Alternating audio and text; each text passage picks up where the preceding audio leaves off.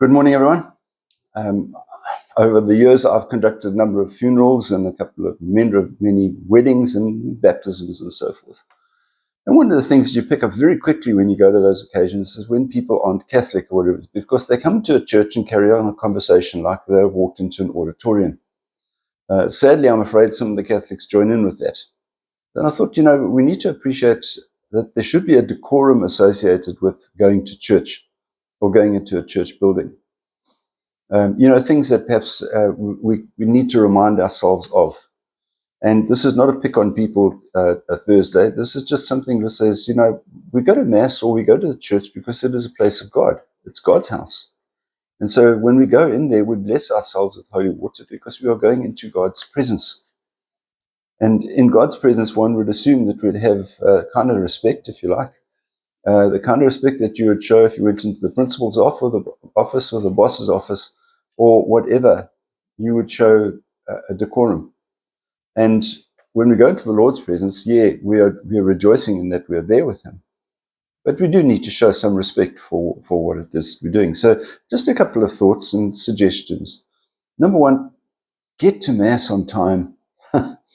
We all know what time the Mass starts. I mean, would you arrive late for an interview? I guess not. Would you arrive late for work every day? So get to Mass on time. We know when it is. And don't leave before everybody else does. And so many people receive communion and don't go back to their benches or head straight out. And I don't know what kind of respect that is showing towards the Lord. So I encourage you to give that time sincerely and don't be distracted by it.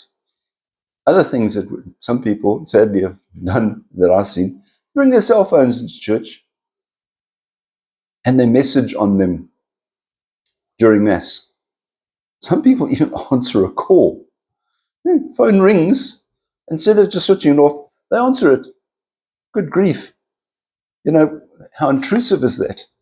And how disrespectful is that to the Lord? So just encourage you not to bring them. I know that it's become, let's say, a trend that some people have the parts of the Mass on their phones. That's fine, but make sure that the phone is switched off into silent and don't get distracted by it, because you know that phone is going to take you places you really shouldn't be paying attention to.